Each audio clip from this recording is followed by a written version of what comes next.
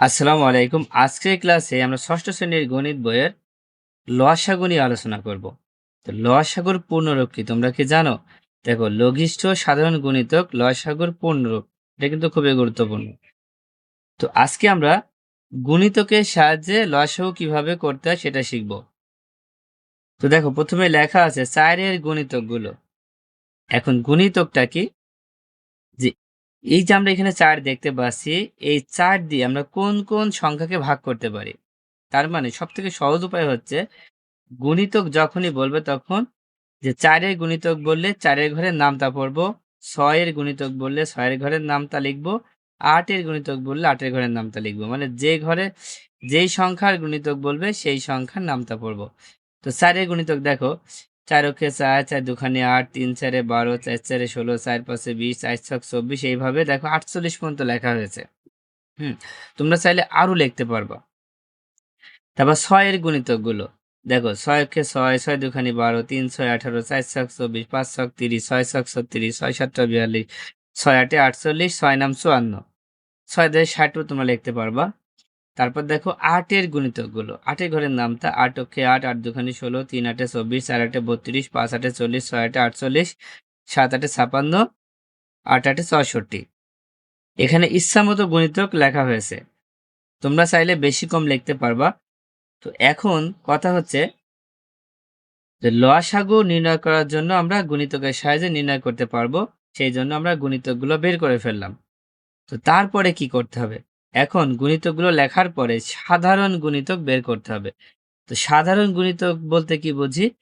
যেখানে যে আমরা 4 6 8 এর গুণিতকগুলো বের করলাম, এর মধ্যে কোন সংখ্যাগুলোর মিল আছে। দেখো, এখানে 24 কিন্তু তিনটার মধ্যে আছে, এই জন্য 24টাকে এখানে আমরা এটা চিহ্ন দিয়ে রেখেছি। আবার দেখো 48 মিল আছে, মানে 24 আর 48 তিনটার মধ্যে আছে। এই 24 এবং 48 এই দুইটা সংখ্যা হচ্ছে সাধারণ গুণিতক, এই জন্য লেখা হয়েছে 4 6 ও 8 এর সাধারণ গুণিতক 24 48। কত? 24 আর 48।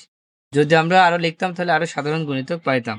এখন দেখো, এর মধ্যে সবচেয়ে ছোট গুণিতক হচ্ছে কত? 24। লসাগু নির্ণয় করতে হলে আমাদের সব থেকে ছোট গুণিতকটা নিতে হবে। দেখো, এখানে 24 এবং 48 দুইটা গুণিতক পেয়েছি। এই দুইটা গুণিতকের মধ্যে সব থেকে ছোট গুণিতক হচ্ছে 24, এই 24 হবে লসাগু। তাই সবার শেষে লিখে দিব যে 4 6 ও 8 এর লসাগু 24।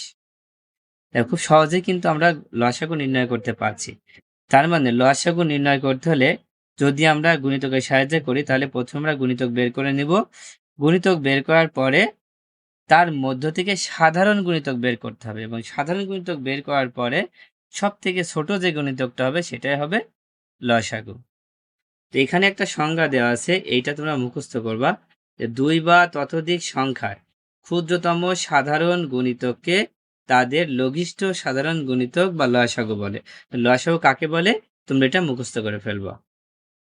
দেখো, আবার লেখা আছে যে 4 6 8 সংখ্যাগুলোকে মৌলিক গুণনীয়কে বিশ্লেষণ করলে পাওয়া যায়। তার মানে 4 6 8 এই সংখ্যাগুলো দিয়ে আমরা মৌলিক গুণনীয়কের সাহায্যে কিভাবে লসাগু নির্ণয় করব সেটা শিখতে হবে। দেখো, এখন আমরা 4 6 8 কে মৌলিক গুণনীয়কের সাহায্যে লসাগু নির্ণয় করব। প্রথমে লিখে নেব যে 4 এর মৌলিক গুণনীয়ক, 4 এর মৌলিক গুণনীয়ক, মৌলিক গুণনীয়ক।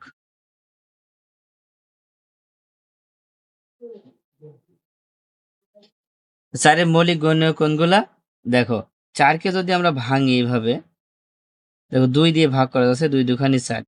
দেখো, এখানেও 2 এখানে 2, তার মানে দুইটা 2 কিন্তু মৌলিক সংখ্যা, এই জন্য এখানে আমরা লিখবো 2,2, আর কিন্তু হবে না। তারপর লিখবো 6 এর মৌলিক গুণনীয়ক, 6 এর মৌলিক গুণনীয়ক।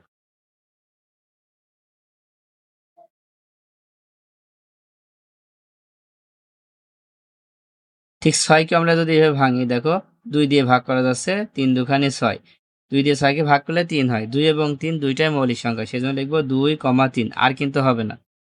তারপর হচ্ছে 8, 8 এর মৌলিক গুণনীয়ক, 8 এর মৌলিক গুণনীয়ক।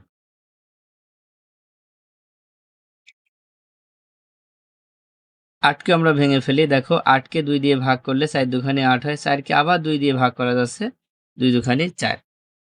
হ্যাঁ, তাহলে কয়টা 2 পেয়েছি? 1, 2, 3, 3টা 2 পেয়েছি। তার মানে লিখব 2, 2, 2। তো মৌলিক গুণক আমরা খুব সহজে এভাবে বের করতে পারবো।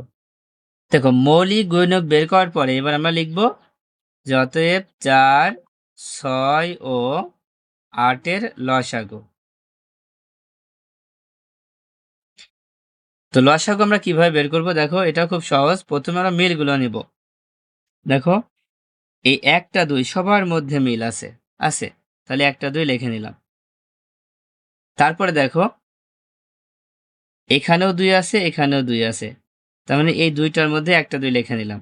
আরেকটা 2 বাকি থাকছে এই 2টা আমরা এখানে লিখে নিব। তার মানে সবথেকে সহজ উপায় হচ্ছে আমরা দেখব 2 আছে সর্বোচ্চ কয়টা? এখানে 2টা, এখানে 1টা, এখানে 3টা। তার মানে 3টা 2 কিন্তু আমরা এখানে লিখে নিব সর্বোচ্চটা। তারপরে দেখো আর বাকি থাকছে শুধুমাত্র 3। এই 3 আমরা এখানে লিখে দিব। আর কিন্তু কোনোটা বাকি নেই। এবার গুণ করে দাও। 2 দুখানি 4, 4 দুখানি 8, 3 আটে 24। তাহলে কত হলো? 24 হলো।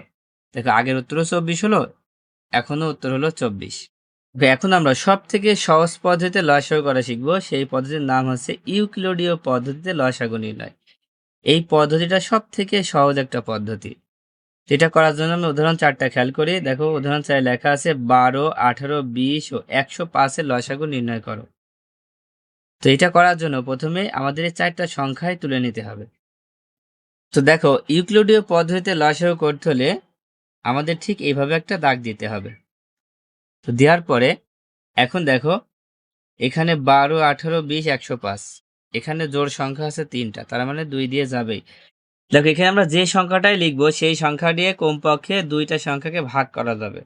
2টা সংখ্যার কম গেলে হবে না। তো প্রথমে 2 দিয়ে 12কে ভাগ করো, কত হয়? দেখো 6 হয়, 6 দুখানি 12। 2 দিয়ে 18কে ভাগ করো, 9 দুখানি 18।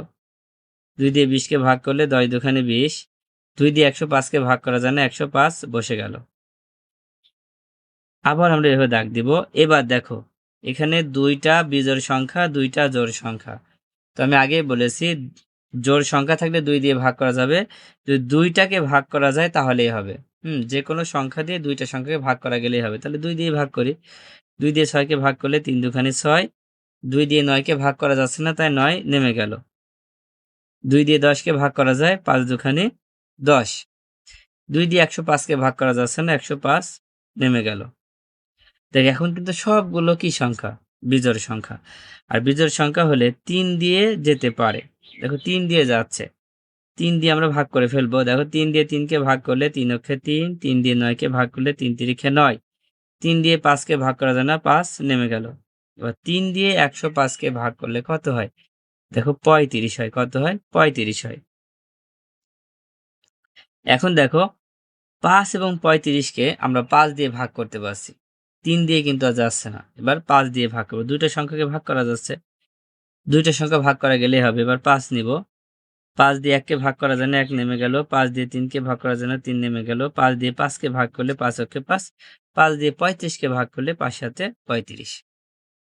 আর কিন্তু হবে না। দেখো নিচে 3 আর 7 আছে, 2টাই মৌলিক সংখ্যা, এজন্য আর হবে না। এবার আমরা লিখব যে 12, 18, 20 ও 105 এর লসাগু।